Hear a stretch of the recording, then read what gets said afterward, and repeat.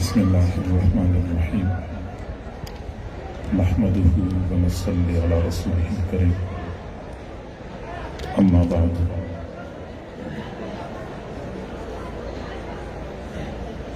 حضور صلی اللہ علیہ وسلم کی حدیث کے درس کی نسبت سے جو مجلس منعقد ہوتی ہے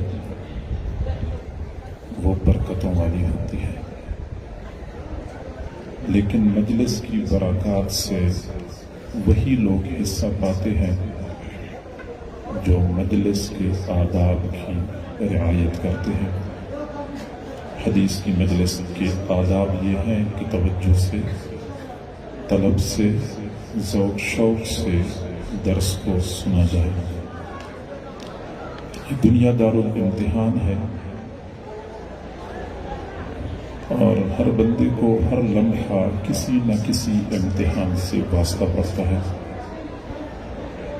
میں بذات خود اس وقت ایک امتحان سے دوچار ہوں کہ اکابر علماء اور شیوخ الحدیث کی موجودگی میں مجھے بخاری شریف کی حدیث کی تشریح اور توضیح کا حکم دیا گیا ہے۔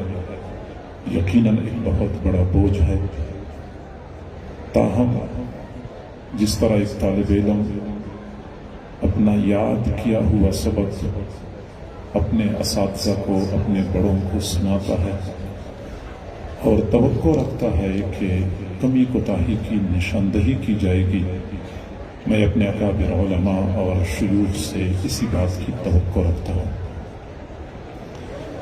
آپ حضرات نے عزیز طالب علم کی زبانیں صحیح بخاری شریف کے آخری باب اور آخری حدیث کی عبارت سماعت فرمائی ہے۔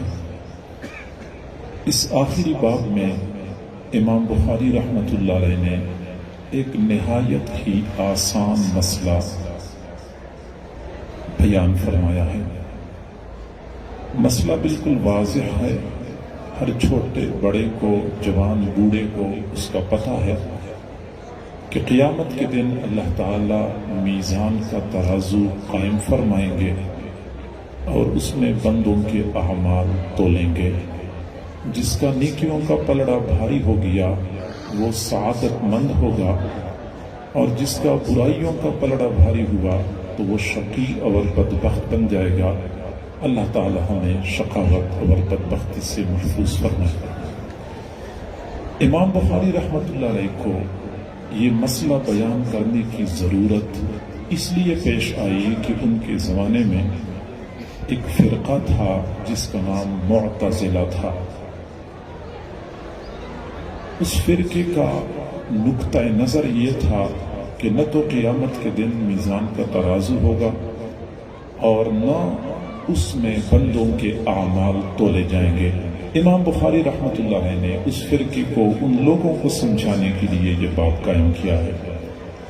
دراصل معتزلہ فرقہ تو اس وقت ہمارے درمیان موجود نہیں ہے، لیکن اگر ہم غور کریں تو آج بھی ہمارے معاشرے میں کچھ ایسے حضرات موجود ہیں کہ وہ معتزلہ میں سے تو نہیں ہیں، لیکن ان کے اذہان اور قلوب میں معتزلہ کی جراثیم پائے جاتے ہیں۔ معتزلہ کی یہ خرابی تھی، یہ ان کی بڑی کمزوری تھی کہ وہ اپنی عقل پر حد سے زیادہ اعتماد کیا کرتے تھے۔ اتنا اعتماد کرتے تھے کہ کئی مرتبہ عقل کے تقاضوں کی بنا پہ قرآن اور حدیث کو بھی رد کیا کرتے تھے کہ مجھے سمجھ نہیں آ رہی یہ بات، جب مجھے سمجھ نہیں آ رہی تو لہٰذا یہ حدیث صحیح نہیں ہے، میری عقل نہیں مانتی تو لہٰذا یہ حدیث درست نہیں ہے۔ یعنی اپنی نابالغ اور نارسا عقل پر حد سے زیادہ اعتماد کرتے ہوئے وہ کئی مرتبہ صحیح نصوص کو بھی ٹکرا دیا کرتے تھے، رد کیا کرتے تھے، تو یقیناً بہت بڑی غلطی ہے۔ وجہ یہ ہے کہ شریعت کے نصوص، قرآن اور احادیث عقل کے دائرے سے ماورا ہیں، عقل کی حد جہاں پہ ختم ہوتی ہے وہاں سے وحی کا نقطہ آغاز ہوتا ہے، وہاں سے وحی کا سلسلہ شروع ہوتا ہے۔ تو یہ بندے کی بدقسمتی ہوتی ہے یا گمراہی ہوتی ہے کہ وہ اپنی نارسا عقل کے ذریعے قرآن اور حدیث کو یا قبول کرتا ہے یا رد کرتا ہے۔ یہ ایک حقیقت ہے کہ ہمیں اللہ رب العزت نے عقل عطا فرمائی ہے جو بہت بڑی نعمت ہے، لیکن اس نعمت کے استعمال کا ایک دائرہ ہے۔ جب تک ہم اسی دائرے میں رہتے ہوئے استعمال کرتے ہیں تو یہ خیر کا باعث ہے۔ اگر ہم اس کے دائرے سے بڑھ کے اس کو وقت دیتے ہیں، اس کو استعمال کرتے ہیں، تو یہی عقل بندے کو گمراہی کے راستے پہ چلاتی ہے، ہمیں خیر سے محروم کر دیتی ہے۔ معتزلہ کا یہی مسئلہ تھا۔ وہ یہ کہتے تھے کہ تم لوگ کہتے ہو کہ اعمال تولے جائیں گے، نماز کیسے تولی جائے گی، روزے کو کیسے تولا جائے گا؟ یہ نماز کو نہ تو ہم ہاتھ میں پکڑ سکتے ہیں، نہ ہم تھیلے میں بند کر سکتے ہیں، نہ ہم ترازو میں ڈال سکتے ہیں، کیسے تولیں گے؟ روزہ ہم کیسے تولیں گے؟ لہٰذا ہماری عقل نہیں مانتی۔ ہم یہ کہتے ہیں کہ ہماری عقل مانے یا نہ مانے، جب قرآن میں اللہ نے فرمایا ہے، احادیث میں رسول اللہ صلی اللہ علیہ وسلم نے فرمایا ہے، تو وحی کے سامنے ہماری آنکھیں بند ہیں، ہم بند آنکھوں کے ساتھ وحی پر ایمان رکھتے ہیں۔ اور یہی سمجھداری ہے۔ انسان کو زندگی میں کئی مرتبہ ایسے حالات سے واسطہ پڑتا ہے کہ وحی کا تقاضا کچھ اور ہوتا ہے، عقل کا تقاضا کچھ اور ہوتا ہے۔ وحی سے مراد قرآن اور حدیث، اس کا مطالبہ کچھ اور ہوتا ہے، لیکن عقل کا تقاضا کچھ اور ہوتا ہے۔ تو دانا اور سمجھدار لوگ عقل کو سائڈ پہ کر دیتے ہیں، وحی پر عمل کرتے ہیں۔ مشکات شریف کی حدیث ہے، حضور صلی اللہ علیہ وسلم کہ ایک آزاد کردہ غلام تھے ابو رافع رضی اللہ تعالیٰ عنہ۔ وہ روایت کرتے ہیں کہ میں نے ایک مرتبہ ہانڈی میں گوشت ڈالا ہوا تھا، پکا رہا تھا۔ آپ صلی اللہ علیہ وسلم تشریف لائے تو مجھ سے پوچھا، ما ھذا یا ابا رافع، ابو رافع یہ ہانڈی میں کیا ہے، کیا چیز پکا رہے ہیں؟ میں نے کہا، لحم تصدق علی یا شاۃ تصدق علی، یہ ایک چھوٹا سا بکرا ہے جو مجھے کسی نے صدقے میں دیا تھا، وہی پکا رہا ہوں۔ تو آپ صلی اللہ علیہ وسلم نے مجھے فرمایا، ناولنی ذراعا، ایک ذراع مجھے دے دو۔ ذراع کہتے دستی کو، وہ جو اگلی دستی ہوتی ہے بکری کی یا لیلے کی، وہ ایک دستی مجھے دے دو۔ آپ صلی اللہ علیہ وسلم دستی کا گوشت رغبت کے ساتھ تناول فرماتے تھے، مجھے ایک دستی دے دو۔ فناولتہ ذراعا، میں نے ایک دستی آپ صلی اللہ علیہ وسلم کو دے دی، آپ نے وہ تناول فرمائی۔ ثم قال ناولنی ذراعا آخر، مجھے ایک اور ذراع، ایک اور دستی دے دو۔ میں نے اور دستی دے دی، آپ نے وہ بھی تناول فرمائی۔ ثم قال ناولنی ذراعا آخر، ابو رافع مجھے ایک اور دستی دے دو۔ قلت انما للشاۃ ذراعان، میں نے عرض کیا، اللہ کے نبی بکری کی تو دو ہی دستیاں ہوتی ہیں، اس سے زیادہ تو ہوتی نہیں ہے۔ تو آپ صلی اللہ علیہ وسلم نے فرمایا، اللہ کے بندے، آپ نے یہ بات کیوں کی؟ آپ نے یہ بات کیوں کی؟ اگر آپ یہ بات نہ کرتے تو ہانڈی میں چمچہ ڈالتے جاتے اور دستیاں نکالتے جاتے، دستیاں نکالتے جاتے، لناولتنی ذراعا فذراعا، دستیوں پہ دستیاں نکالتے جاتے، دستیاں ختم نہ ہوتی۔ گویا کہ ایک صحابی نے اتنی عقل استعمال کر لی کہ آپ مجھ سے دو دستیوں کے بعد ایک تیسری دستی مانگتے ہیں، جبکہ بکری کی تو دو دستیاں ہوتی ہیں۔ آپ نے اس کو بھی ناپسند کر لیا کہ آپ سے ایک نبی بات کر رہا ہے، اور نبی ویسے تو بات نہیں کرتا۔ نبی کے حکم کے سامنے، نبی کے قول کے سامنے آپ نے اپنی نارسا عقل کو کیوں استعمال کیا؟ آپ کو آج بہت سارے دانشور ایسے ملیں گے جو بظاہر دین کی خدمت سے انجام دے رہے ہوتے ہیں، حقیقت میں دین کا حلیہ بگاڑ رہے ہوتے ہیں، اور ان کا ساری محنتوں کا منتہا ان کی نارسا عقل ہوتی ہے۔ عقل میں نہیں آتی یہ بات، سمجھ میں نہیں آتی، لہٰذا قرآن سے بھی انکار اور احادیث سے انکار نہیں، بلکہ عقل کے مقتضا کو ترجیح دینے کی بجائے وحی کو مقدم کرنا چاہیے۔ حضرت موسیٰ علیہ السلام فرعون کے دربار میں تھے، حضرت موسیٰ علیہ السلام فرعون کے دربار میں تھے، تو سامنے جادوگر تھے، جادوگروں نے حضرت موسیٰ علیہ السلام کے مقابلے میں رسیاں اور لاٹیاں پھینک دی، وہ سانپوں کی شکل میں متشکل ہو گئے اور حضرت موسیٰ علیہ السلام کی طرف آنے لگی۔ حضرت موسیٰ علیہ السلام پریشان ہو گئے، یا اللہ اتنے سانپ میری طرف آ رہے ہیں، مجھے کیا کرنا چاہیے؟ اب عقل سے پوچھیں، عقل کہتی ہے کہ آپ کی طرف سانپ آ رہا ہے، آپ کے پاس کوئی ڈنڈا ہے، کوئی عصا ہے، اس کو مضبوطی سے تھام لو، سانپ قریب آئے تو اس کے سر کو کچل دو، ایک وار کر دو، سانپ مر جائے گا، بچ جاؤ گے۔ عقل تو یہ کہتی ہے۔ حضرت موسیٰ علیہ السلام نے اللہ کی طرف رجوع کیا، اللہ مجھے کیا کرنا چاہیے؟ اللہ نے فرمایا الق عصاک، یہ عصا کو پھینک دو۔ عقل کہتی عصا کو نہ پھینکو، اس عصا نے ہی تو آپ کو بچانا ہے، لیکن حضرت موسیٰ علیہ السلام نے عقل کی بات نہیں مانی، وحی کی بات مان لی، عصا کو پھینک دیا، ایک بہت بڑا اژدہا بن گیا اور ایک لقمے میں سارے سانپوں کو نگل لیا۔ اللہ رب العزت نے دنیا والوں کو بتایا کہ عقل کی پیروی کی بجائے وحی کے پیروی کرنے والوں کا آخر انجام بہتر ہوتا ہے۔ پھر حضرت موسیٰ علیہ السلام آگے چلے، اپنی قوم کو لے کر فرعون کے مظالم سے نجات پانے کے لیے ملک چھوڑنے کے لیے نکل پڑے۔ دریا کے کنارے پہ پہنچے، پیچھے سے فرعون اپنے لاؤ لشکر سمیت تعاقب کرتا ہوا آ رہا تھا۔ جب قوم دریا کے کنارے پہنچ گئی، آگے راستہ بھی نہیں تھا، دریا پر پل بھی نہیں تھا، پیچھے سے فرعون پہنچ گیا، لاؤ لشکر ہزاروں کی تعداد میں فوجی۔ قوم نے فوراً کہا قال اصحاب موسیٰ انا لمدرکون، او موسیٰ مروا دیا تو نے، پکڑے گئے، مارے گئے، آگے دریا ہے، راستہ نہیں ہے، پیچھے سے فرعون اپنے لاؤ لشکر سمیت آ رہا ہے۔ اب اس وقت بندہ عقل سے پوچھے کہ مجھے کیا کرنا چاہیے؟ پیچھے دشمن آ رہا ہے، عقل کہتی ہے آپ کے پاس کوئی ڈنڈا ہے، کوئی لکڑی ہے؟ ہاں میرے پاس ایک ڈنڈا تو ہے، اچھا اس کو مضبوطی سے تھام لو، فرعون قریب آئے، ایک زوردار وار کر لو، اگر وہ وار کاری ثابت ہو گیا فرعون مر جائے گا، بچ جاؤ گے، لیکن ڈنڈا مضبوطی سے تھامنا ہے۔ حضرت موسیٰ علیہ السلام نے اللہ سے پوچھا اللہ مجھے کیا کرنا چاہیے؟ مجھے کیا کرنا چاہیے؟ آگے دریا ہے، پیچھے سے فرعون آ رہا ہے۔ اللہ رب العزت نے فرمایا فَضْرِبْ بِعَصَاكَ الْبَحْرَ، عصا کو دریا پہ مارو۔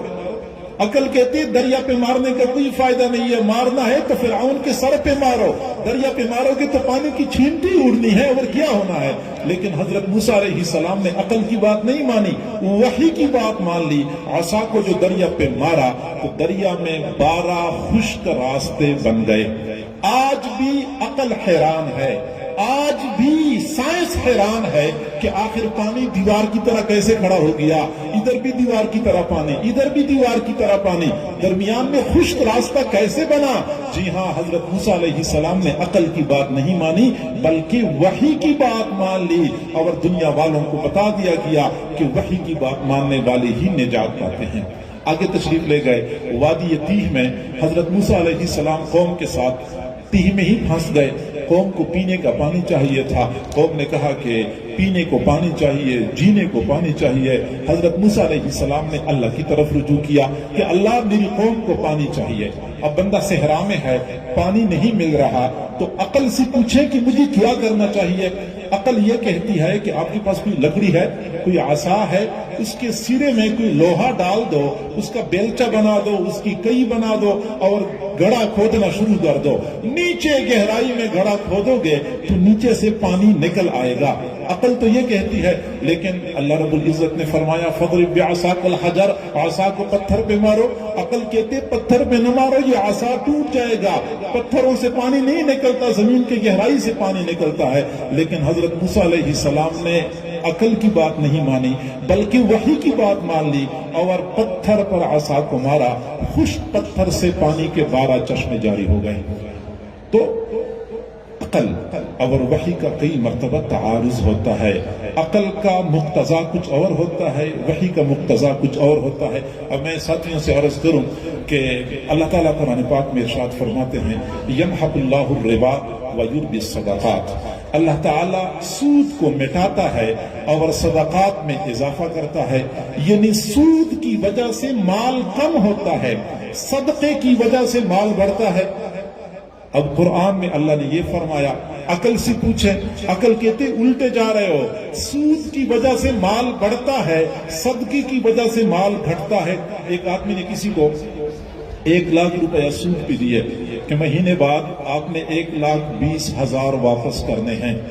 तो हर बंदा समझता है कि 1 लाख के बदले 1,20,000 मिल रहे हैं तो माल बढ़ गया, लेकिन अगर वो उसी 1 लाख में से 20,000 मदरसे में दे दे तो 80,000 रह गए, माल कम हो गया। तो सूद की वजह से माल बढ़ता है, सदके की वजह से माल कम होता है, लेकिन कुरान कहता है कि नहीं, सूद की वजह से माल घटता है, कम होता है, सदके की वजह से माल बढ़ता है। अब इंसान की ईमान का इम्तिहान यहां पे शुरू हो जाता है कि वो अकल की बात मानता है या वो वही की बात मानता है। वही की बात मानने वाले कामयाब होते हैं, अकल की बात मानने वाले आखिरकार नाकाम हो जाते हैं।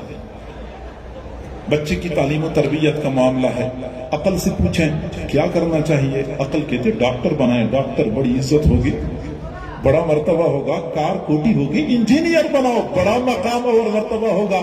वही से पूछें, कहते कुरान का हाफिज बना दो, कुरान का कारी बना दो, आलिम बना दो। अब यहाँ पे कशमकश शुरू हो गई अकल और वही की। लेकिन हमें चाहिए कि अकल के तकाजों को मानने की बजाय वही के तकाजों को पूरा कर लिया करें। मुअतज़िला की ये सबसे बड़ी खराबी थी कि वो अकल के मुक्तजा की वजह से कई मर्तबा वही को ठुकरा दिया करते थे। मैं दोस्तों से कहा करता हूँ कि ईमान बिल गैब किसे कहते हैं? ईमान बिल गैब को हम माना करते हैं बिन देखी ईमान लाना, कि हमने अल्लाह को देखा नहीं है, हम ईमान लाते हैं क्योंकि कुरान में है। हमने रसूल को देखा नहीं है, इन आंखों से हम ईमान रखते हैं क्योंकि कुरान में है। हमने फरिश्तों को देखा नहीं है, हमारा ईमान है। ये ईमान बिल गैब है। लेकिन मैं कहता हूं कि ईमान बिन देखे होना चाहिए और बिला समझे होना चाहिए। ईमान बिन देखे बिला समझे होना चाहिए, समझ में आए या ना आए। कुरान में अल्लाह का फरमान है, अहादीस में नबी का फरमान है, हमारी आंखें बंद हैं, हम नबी की तालीमात पे ईमान रखते हैं, अल्लाह के हुक्म पर ईमान रखते हैं। ये असल में हकीकी ईमान है। तो मुअतज़िला की ये खराबी थी, इसलिए तो वो इनकार करते थे कि अमाल को कैसे तोला जाएगा। तो मैंने बता दिया कि इमाम बुखारी रहमतुल्लाह अलैह ने मुअतज़िला को समझाने के लिए ये बाब कायम किया है, और इस बाब में अपने नुक्ता नजर को साबित करने के लिए एक तो उन्होंने आयत पेश की है कुरान की, वनज़उल मवाज़ीन अल-क़िस्त लियौमिल क़ियामा, और दूसरी एक सही हदीस पेश की है। कुरान और हदीस से ये साबित हो रहा है कि बाकायदा मीज़ान के तराजू होंगे, उनमें बंदों के अमाल तोले जाएंगे। अब अगली बात समझ लें कि इमाम बुखारी रहमतुल्लाह अलैह ने अपनी किताब का आगाज जिस हदीस से किया है उसको हम हदीसुन नियत कहते हैं, कि नीयत की दुरुस्तगी पर दलालत करने वाली हदीस है, इन्नमल अअमालु बिन्नियात। और किताब का इख्तिताम फरमाया है ऐसे बाब पर जो वज़न अमाल के बारे में बताता है। तो किताब का अव्वल नीयत की दुरुस्तगी, किताब का आखिर अमाल का वजन समझाना मकसूद है कि नीयत में इखलास जितना ज्यादा होगा, अमाल में वजन उतना ही ज्यादा होगा, अमाल में वजन उतना ही ज्यादा होगा। इसलिए तो हुजूर सल्लल्लाहु अलैहि वसल्लम ने फरमाया, नियतुल मर्इ खैरुम मिन अमलिही, एक आदमी की नीयत उसके अमल से ज्यादा अहमियत रखती है, ज्यादा बेहतर है। यानी अमल को दुरुस्त करने पर हम जितनी मेहनत करते हैं उससे ज्यादा मेहनत नीयत को दुरुस्त करने भी किया करें। अमल को हम दुरुस्त तरह नमाज कैसे पढ़ेंगे, हम ठीक तरीके से हज कैसे करेंगे, ठीक तरीके से उम्रा कैसे करेंगे, अमल को दुरुस्त करने पर जितनी मेहनत करते हैं उससे ज्यादा मेहनत हम नीयत को दुरुस्त करने भी किया करें। क्योंकि नीयत जितना इखलास वाली, जिस कदर इखलास पर मबनी होगी उतना ही अमाल का वजन ज्यादा होगा। ये बात याद रखें कि शरीयत मुतहरा में कोई भी अमल अपनी जात में न बड़ा है न छोटा है, बंदे के दिल के जज्बात और कैफियत उस अमल को छोटा या बड़ा बना देती हैं। कोई अमल जाहिर में न बड़ा होता है न छोटा होता है। मजमे में एक आदमी है जो मदरसे में 10 लाख रुपए चंदा देता है, अल्लाह ताला सबको तौफीक अता फरमाए। 10 लाख रुपए चंदा देता है, अगला आदमी उसी मदरसे में 1 लाख रुपए चंदा देता है, मुमकिन है कि 1 लाख रुपए चंदा देने वाले को सवाब ज्यादा मिल जाए, 10 लाख रुपए देने वाले को सवाब कम मिल जाए, क्योंकि अमल अपनी जात में बड़ा या छोटा नहीं होता। दिल की कैफियत और दिल के जज्बात बंदे के अमल को बड़ा या छोटा बना देते हैं। बल्कि मैं अगली बात करूं कि कई मर्तबा दिल के जज्बात की वजह से अल्लाह ताला बंदे को अजर देता है। बंदे ने अमल किया नहीं होता, अमल किया नहीं होता, सिर्फ जज्बात की बुनियाद पे बंदे को अजर मिलता है। बनी इसराइल में एक मरतबा कहत हुआ, लोगों को खाने के लिए कुछ नहीं मिल रहा था। एक आदमी जा रहा था, रास्ते के करीब रेत का बड़ा टीला नजर आया। टीला नजर आती ही उसने कहा, काश मेरे पास इस टीले के बराबर आटा होता, मैं शहर के फुकरा और मसाकीन में तकसीम कर देता।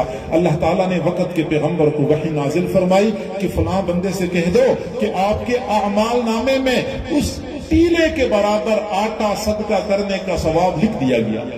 अभी फकत जज्बा था, अमल ही नहीं किया था, अल्लाह ताला ने वैसे ही सवाब अता कर दिया। बहरहाल इमाम बुखारी ने नीयत से किताब का आगाज किया और वज़न अमाल पे किताब को मुकम्मल किया।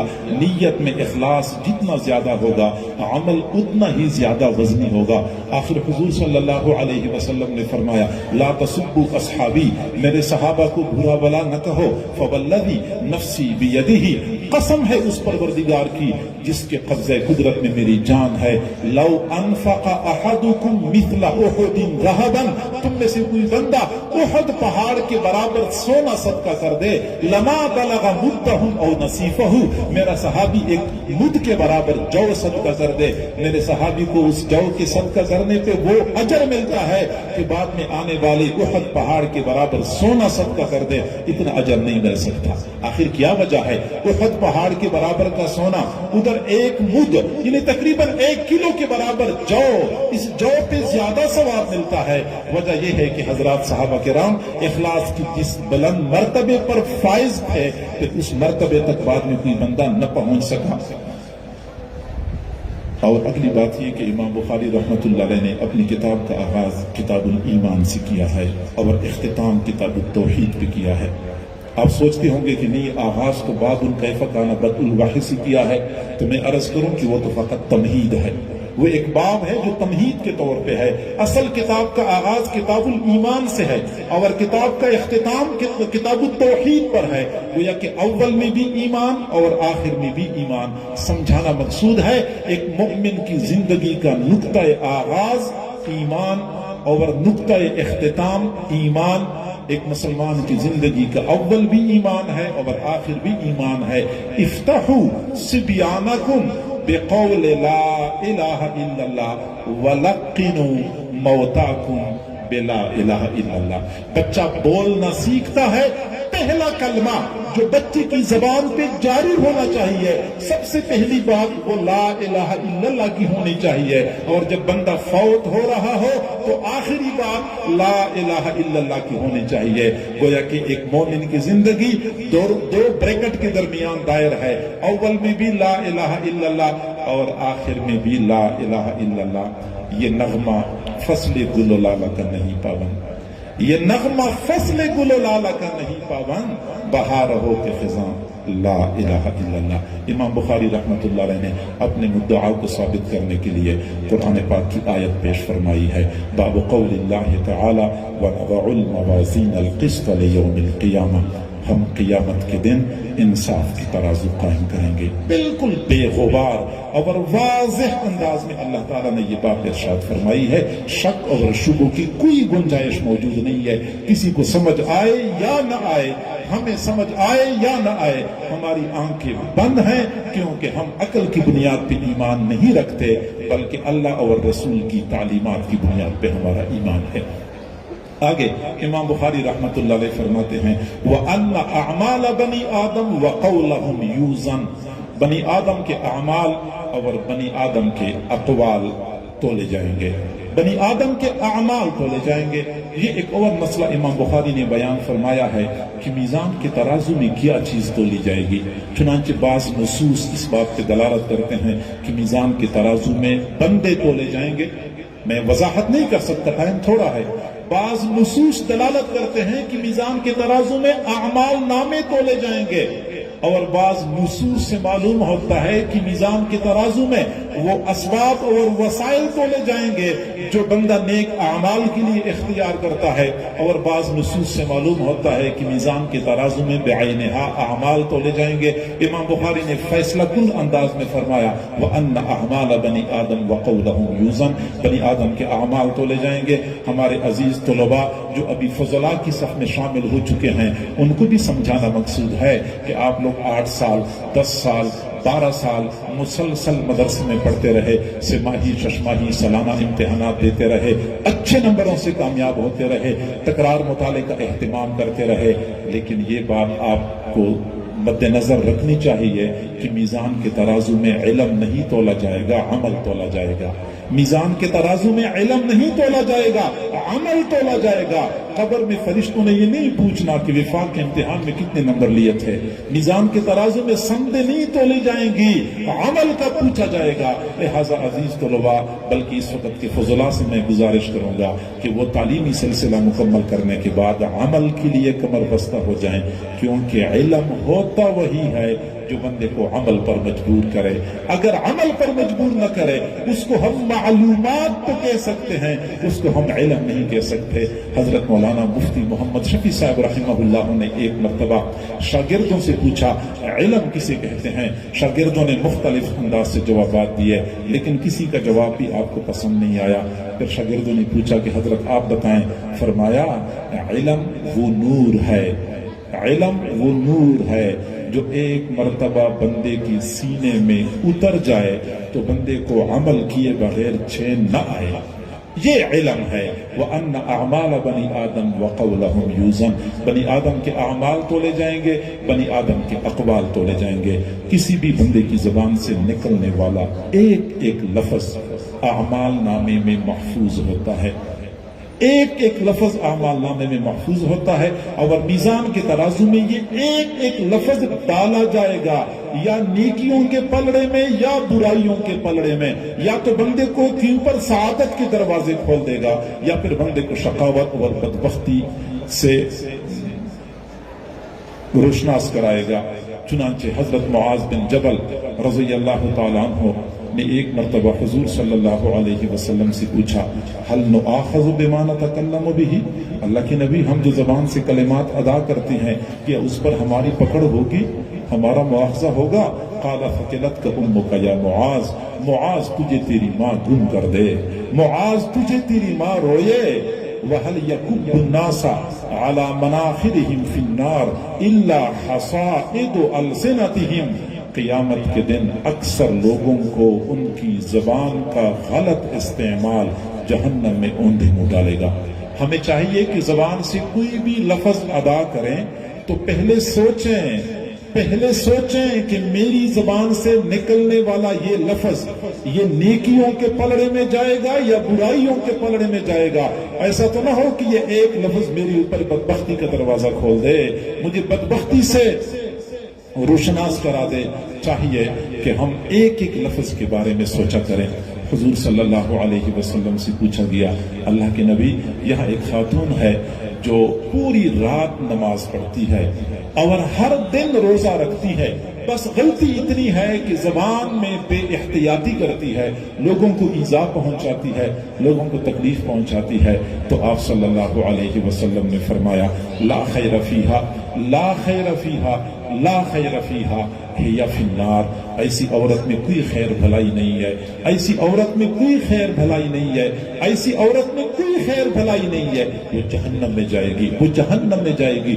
پوری رات نماز پڑھنے والی، ہر دن روزہ رکھنے والی، لیکن زبان کے استعمال میں بے احتیاطی ہے، فرمایا اس میں کوئی خیر نہیں ہے، جہنم میں جائے گی۔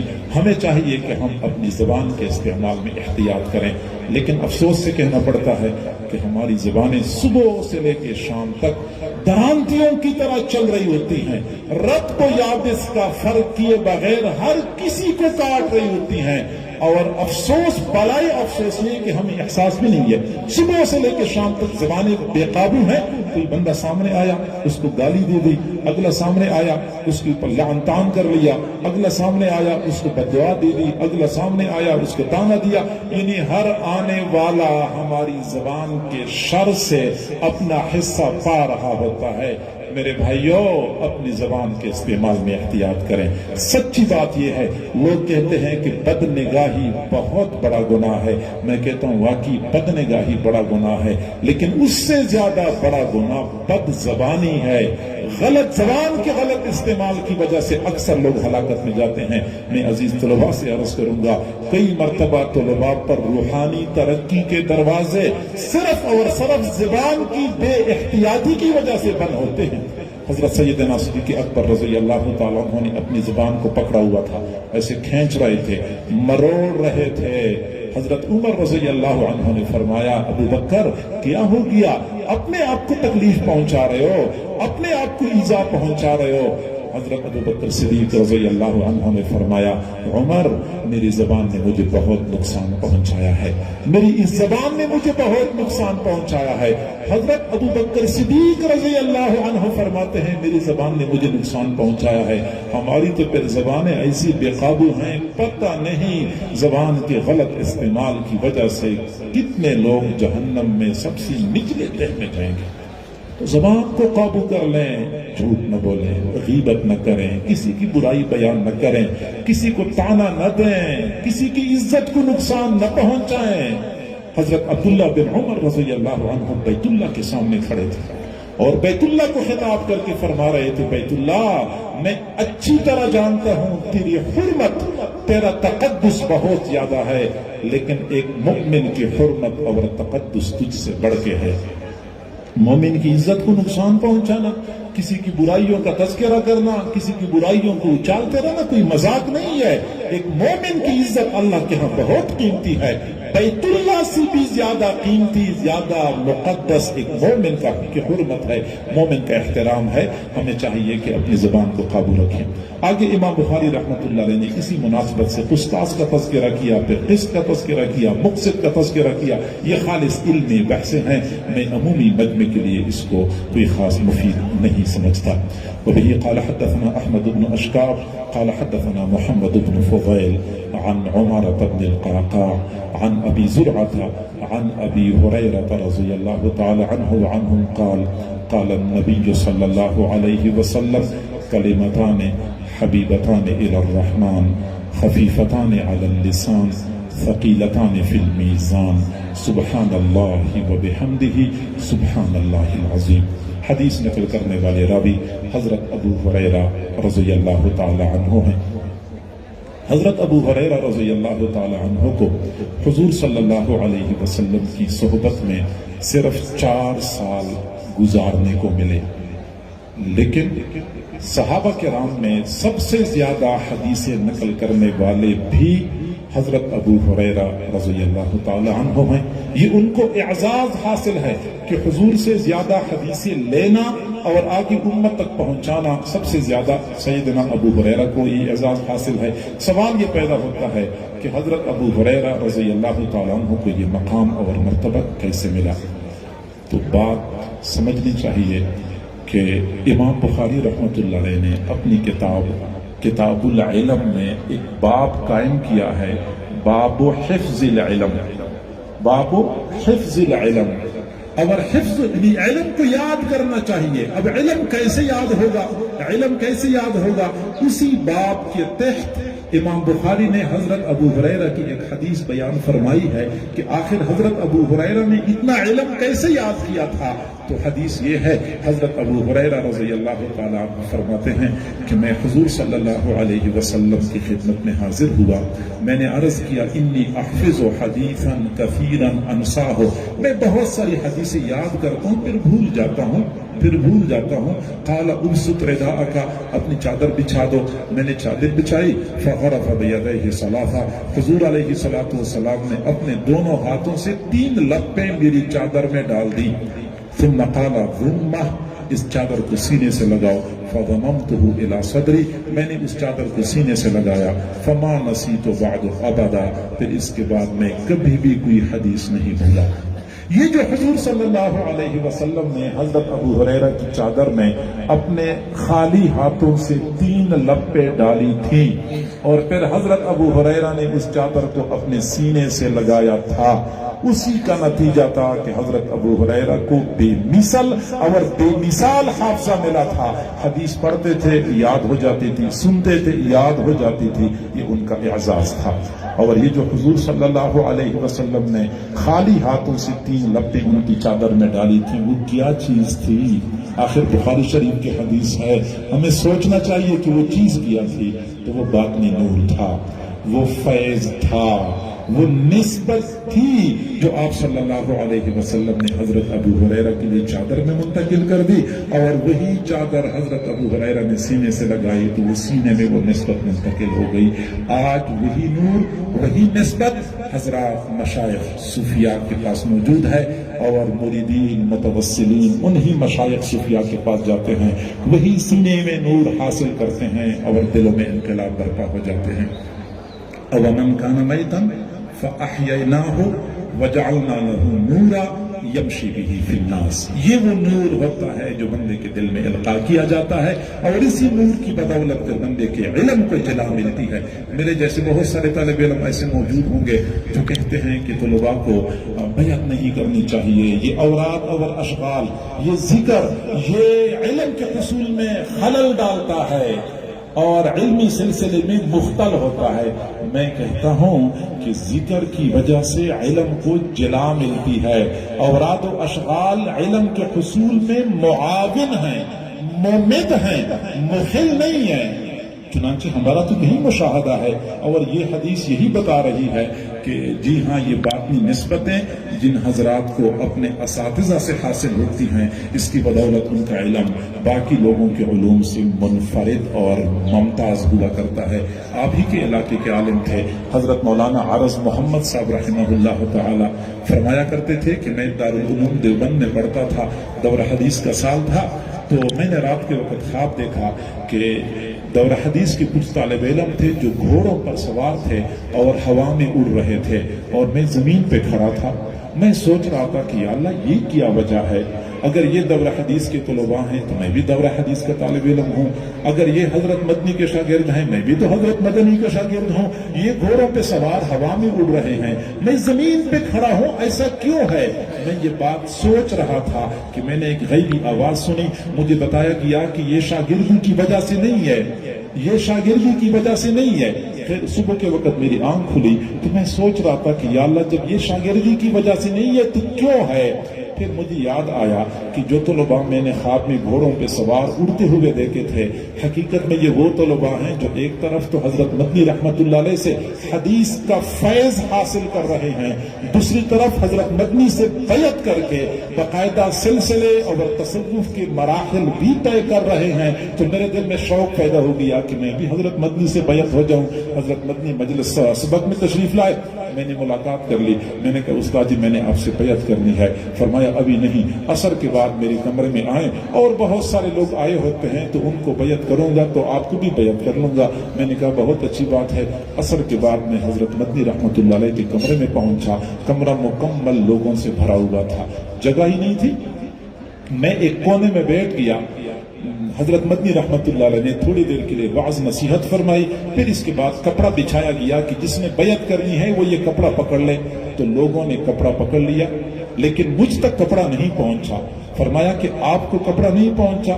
میں نے کہا میرے تک کپڑا نہیں پہنچا۔ پھر حضرت مدنی رحمت اللہ علیہ نے اپنا رومال ایسے پکڑا اور ایسے میری طرف پھینکا کہ پھر آپ یہ پکڑے۔ یہ پکڑے اور وہ رومال سیدھا آیا اور میرے سینے پہ لگا. رومال سینے پہ لگنے کی دیر تھی کہ پھر مجھے پتہ نہیں چلا کہ کیا ہوا. جب میں ہوش میں آیا تو مجلس برخاست ہو چکی تھی, مہمان سارے چلے گئے تھے, حضرت مدنی رحمت اللہ علیہ چلے گئے تھے. یہ اس رومال میں کوئی کمال تھا کہ آپ یہ پکڑ لیں. یہ وہ باطنی فیض ہوتا ہے جس کی بدولت لوگوں کے دلوں میں انقلاب برپا ہوتا ہے. حضرت ابو ہریرہ رضی اللہ عنہ روایت کرتے ہیں کہ 2 کلمے ہیں جو اللہ کو بہت پسند ہیں, رحمان کو بہت پسند ہیں. اچھا, جب رحمان کو پسند ہوں گے تو ان کا تو پڑھنا بھی بہت مشکل ہوگا, ہر کوئی نہیں پڑھ سکے گا. فرمایا نہیں, خفیفتان علی اللسان, زبان پہ بہت ہلکے ہیں.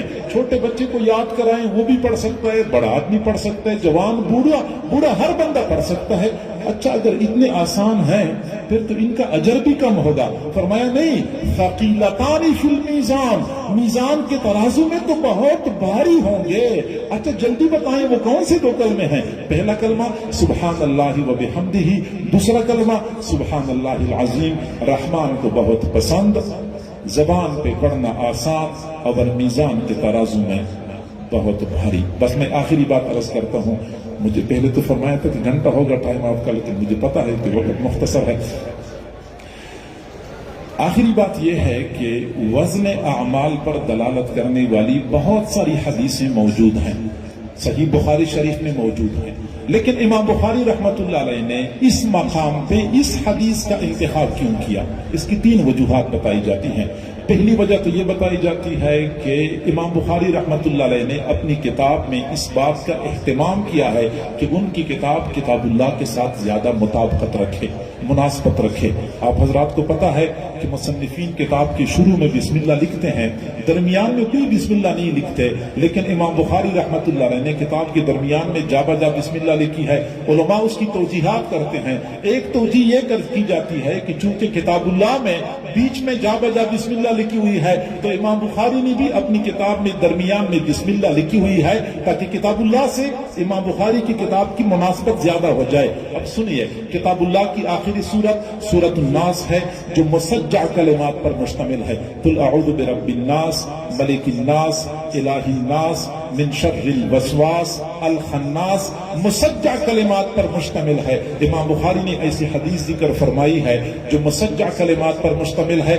کلمتان حبیبتان الی الرحمن خفیفتان علی اللسان, مسجع کلمات. دوسری وجہ یہ ہے کہ ہم جب مجلس میں بیٹھتے ہیں, مجلس سے اٹھتے وقت ایک مسنون دعا پڑھتے ہیں, سبحانک اللہم و بحمدک اشہد ان لا الہ الا انت استغفرک و اتوب الیک. اور اس دعا کا فائدہ یہ ہے, حضور نے فرمایا مجلس کے اختتام پہ کوئی بندہ یہ دعا پڑھتا ہے تو مجلس میں اگر کوئی کمی کوتاہی ہو چکی ہو, اللہ تعالیٰ ساری کمی کوتاہی کو معاف کر دیتا ہے. اور یہ مسنون دعا تسبیح اور تحمید پر مشتمل ہے. امام بخاری رحمت اللہ علیہ نے اپنی کتاب کے آخر میں ایسی حدیث ذکر فرمائی جو تسبیح اور تحمید پر مشتمل ہے تاکہ مجلس کے اندر کمی کوتاہی کے لیے کفارہ بن جائے. اور تیسری بات یہ کہ آپ لوگ دیکھ رہے ہیں کہ یہ حدیث ہم وزن کلمات پر مشتمل ہے. کلمتان حبیبتان الی الرحمن خفیفتان, وزن صرفی نہیں, وزن شعری ہے ان کلمات میں, ہم وزن کلمات پر مشتمل ہے. امام بخاری رحمت اللہ علیہ فرماتے ہیں کہ معتزلہ کا خامخواہ دماغ خراب ہے. وہ کہتے ہیں کلمات کو کیسے تولا جائے گا؟ کیا صرفی لوگ کلمات کو تولتے نہیں ہیں؟ ضربا بر وزن فعل, یضرب بر وزن یفعل, تو کلمات کو تولتے نہیں ہیں. صرفی لوگ کلمات کو تولتے ہیں, شعراء بھی کلمات اور اوزان اور مصروں کو تولتے ہیں. تو اگر بندے کلمات کو تول سکتے ہیں, وزن کر سکتے ہیں, تو اللہ تعالیٰ وزن کیوں نہیں کر سکتا؟ اس لیے امام بخاری نے ایسے کلمات پر مشتمل حدیث آخر میں ذکر فرمائی جو ہم وزن ہیں, یعنی وزن شعری کے ساتھ ہم وزن ہیں. اور یہی 2 کلمات ہیں, سبحان اللہ و بحمدہ سبحان اللہ العظیم. آپ بھی پڑھ لیں, سبحان اللہ و بحمدہ سبحان اللہ العظیم. وآخر دعوانا ان الحمد للہ.